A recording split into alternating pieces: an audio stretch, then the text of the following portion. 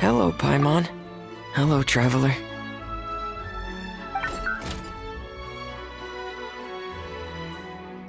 Is the crown ready? Yes, we're just waiting for Zuria now. She hasn't arrived yet. Then let's wait for her a little while. Or actually, maybe we can go find her. It's not too far from here anyway. Didn't she say she just lives on the hill over there? Hey, traveler, Paimon. Oh, and speaking of... Found you two at long last. I'm so glad that you both are all right. Huh?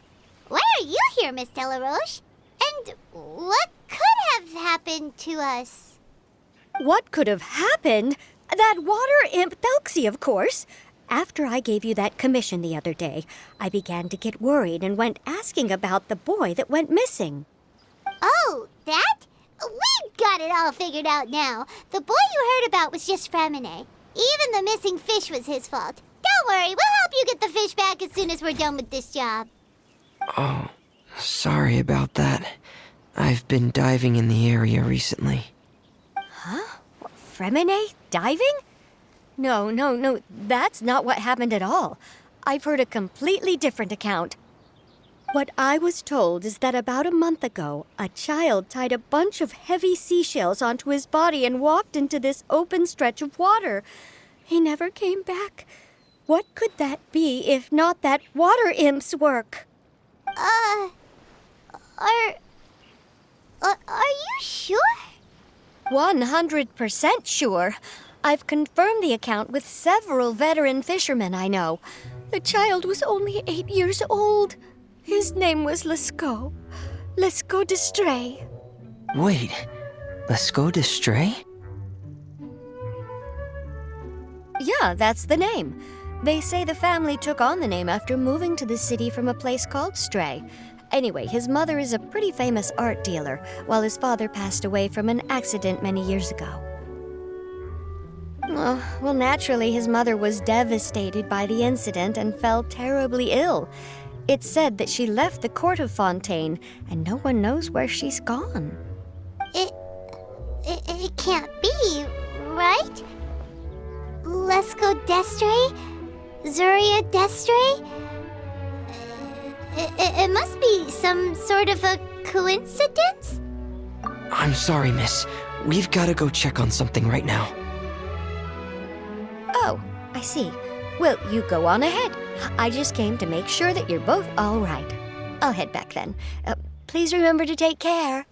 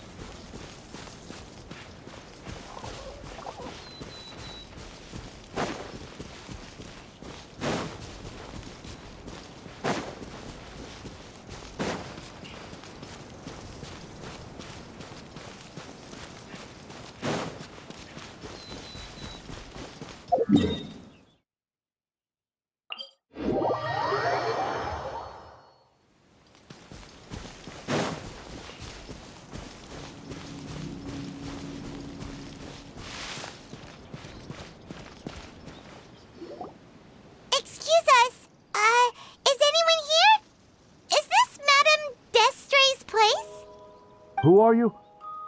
I have a patient here who needs quiet bed rest. Please leave us be unless you have anything urgent to report.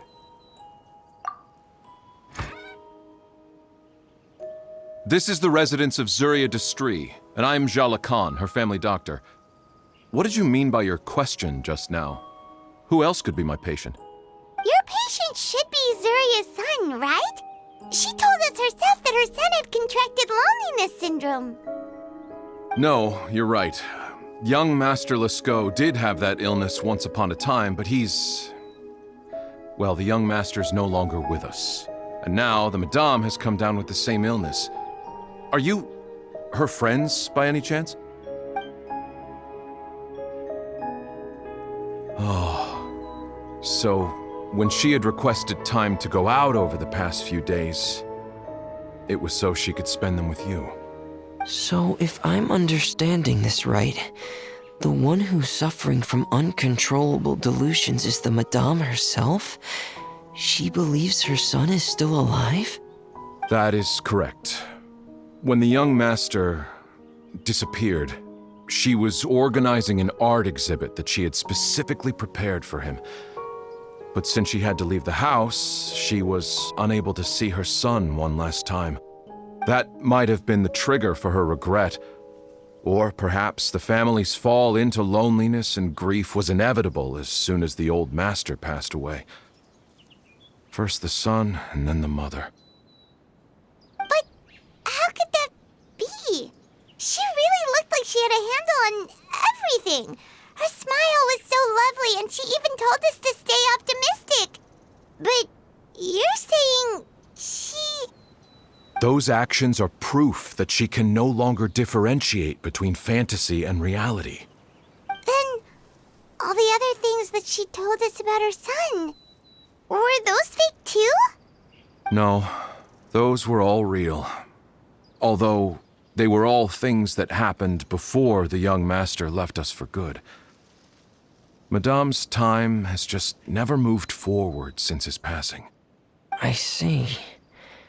So after her son left, she created a fantasy world where her son was still with her. She was looking for a way to cure his illness when she ran into us. She has been in a good mood the past few days, even humming a song when she returned from her stroll. She even began discussing with me the idea of using deliberate guidance to ease the illness. It was all going well, until last night. She spent a whole night staring at the shell the young master left behind, and the words that he had inscribed onto it. Then she broke down once more. I prescribed some sedatives, and she's currently resting. But then what should we do? How can we help her? There has to be something we can do. Don't panic, Paimon. Even though this is a devastating piece of news, we must all calm down first. What should we do? I need to think.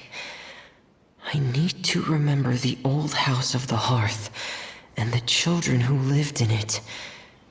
Those patients and what their doctors said back then.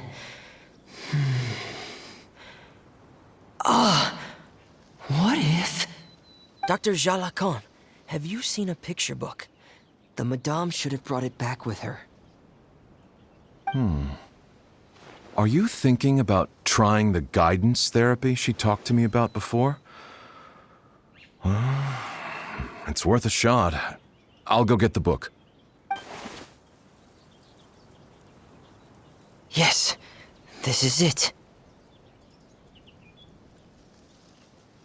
That's right. If what Dr. Jean Lacan said was true, the past few days have been very helpful to Zuria, so we should complete this journey. We need to show her that her child has found a happy ending in the world of her dreams.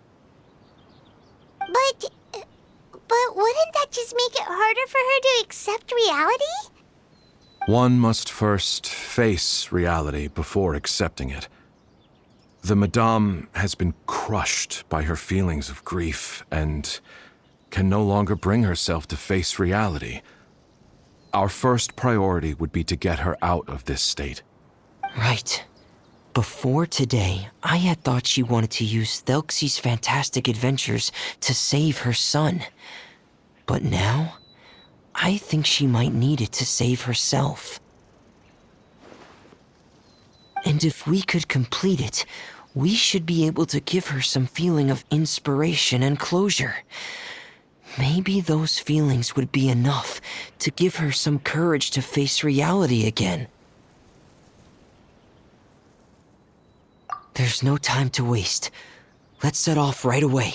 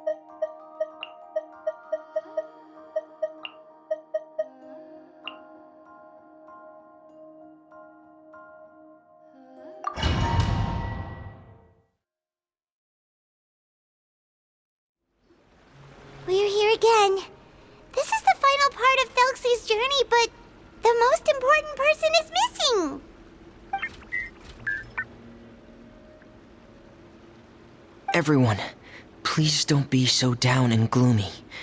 Remember what she told us?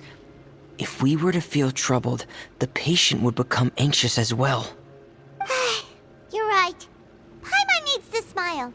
If we have to give something to Zuria, it should be our smiles. We have to keep smiling as we finish this adventure. And then she'll be able to recover, right, everyone? Yeah, I'm sure she will.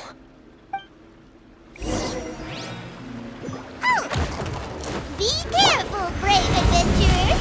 Here come the evil monsters that stole the crown! There! Let me see, Cyclops! Let's beat them up! Watch out, everyone! They're coming at us again! There's no need to fear! Prince Thelxie looks stronger than ever today!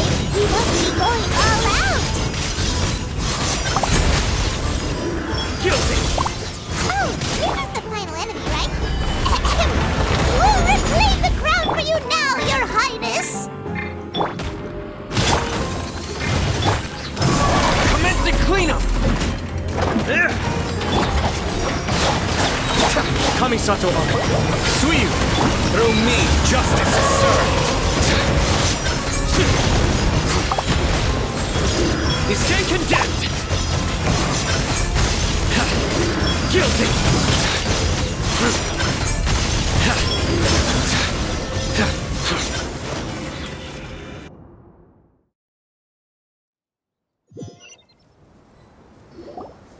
I'm sorry. I have to go.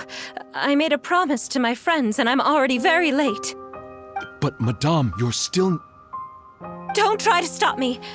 Today's the most important day for treating Thelxie. We'll use the guidance method. Didn't you also say that you think it'd work? I'm not trying to stop you, Madame. It's just... Could you tell me the name of your child? Dr. Jalacan, how can you forget the name of your own patient? His name is Thelxie. He's the prince of the kingdom of water imps. We will go today to reclaim his crown and attend his coronation ceremony. I see. Madame, please rest assured, everything is still on schedule. Your friends have already departed to find... Wait, look. They've already returned. Zuria! Zuria! We've retrieved the crown! Paimon, everyone, have you really? Yes, but the coronation ceremony still hasn't taken place, because we felt like you should be the one to preside over it. Wonderful, how wonderful!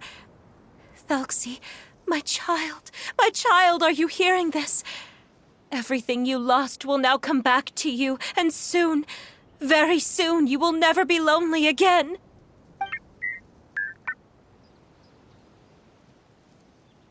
And the last page of the picture book. It's still waiting for you to illustrate in color. Right, the picture book. But I don't know what I should put on the last page. Don't worry, Thelxie and his friends all know what should go on it. Get ready, Zuria! We'll describe everything for you. Okay. At last, Thelxie and his friends were able to drive off the final invading monsters and achieve a dashing victory. Their success was complete, and the recovered crown resplendent. The water imps, finally returning to their homes, showered the prince with love and applause as he greeted them. They once again offered their precious shells to the prince and reconstructed the rainbow bridge of old. As he watched the scene unfold, the prince could not help but be touched by its beauty. Moved by everyone's happiness, the prince stepped onto the rainbow bridge and took a good look at all the friends who had gone on the journey with him. There stood the traveler, Goddess Paimon, Fremine, and... Where's the last person? The prince looked frantically around, but could not find the person he wanted to see most. At that moment, The person suddenly appeared on the other side of the bridge. She walked towards him with a smile and slowly lifted her veil. The prince could not hold back his tears.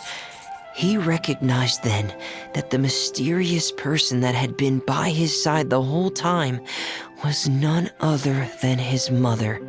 Surya walked across the bridge and placed the crown above the prince's head.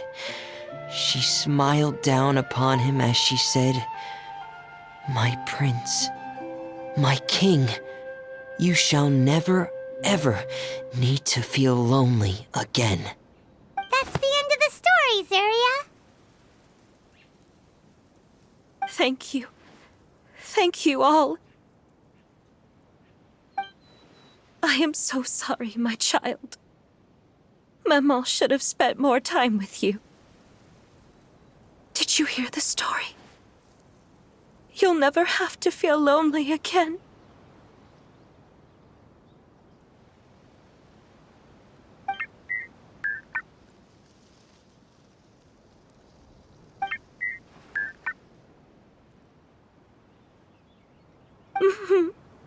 Mama loves you too. What's happening? Is Zarya talking to Thelxie? Quick, put on my diving helmet. There's a transcription module in it that's compatible with Thelxie's output signals. You should be able to use it to understand what Thelxie's saying.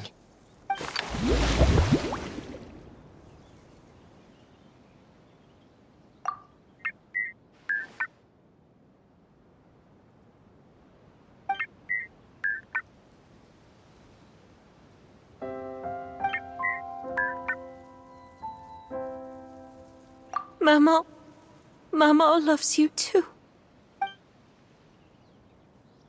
But I love you more, Maman.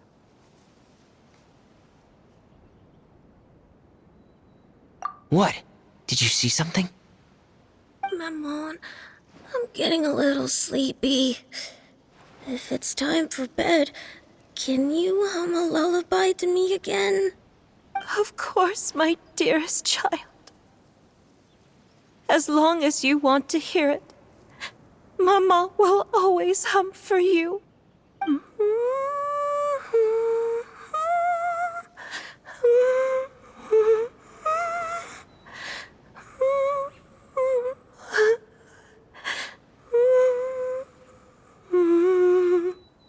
Thank you, Maman.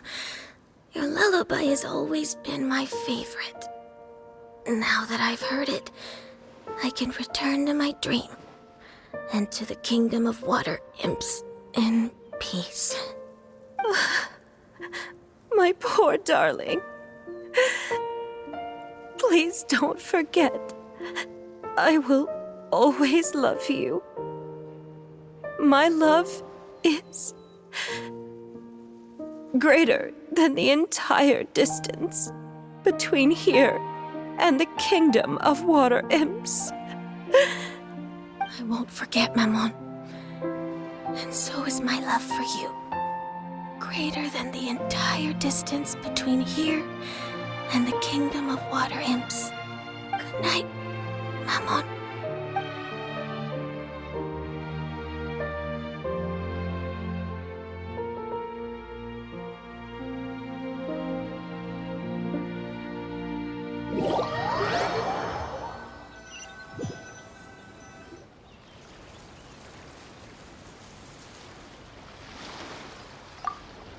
Traveler, Paimon, you're here.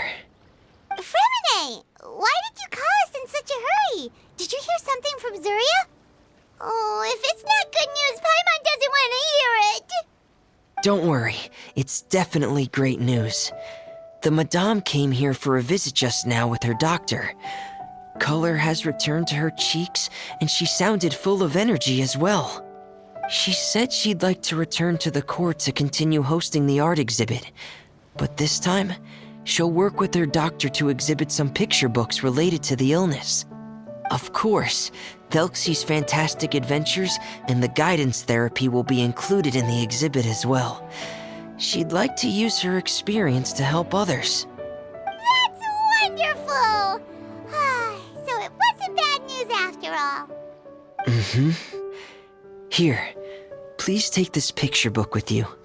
The Madame wanted you to have it. If, at some point in the future, you were to run into someone with similar troubles, she hopes the book would be of use to you. But this is her son's story, right? Is it really okay to give the book to us? Don't worry, it's just a copy. She still has the original. It's extremely important to her. Alright, then there's no problem. It feels good knowing we've contributed to something important. Paimon definitely didn't expect the fantasy adventure to be so useful. Paimon was a little worried about how everything would turn out. After all, fantasy is just fantasy. Paimon, do you know what the Madame said? She said that at the moment when she placed the crown on Thelxie's head, she felt like she really saw something beautiful. Her child had returned, and he told her that he loved her. She also said that was when she was finally able to bid farewell to her son. She felt like at that moment, she was healed by some mystical power, and she was filled with courage from head to toe. Oh, really? But could that just be another part of her fantasy? Perhaps. But if fantasy is just fantasy, and the fantasy world is not real, then how could it still grant us these powers that we can continue to use in the real world?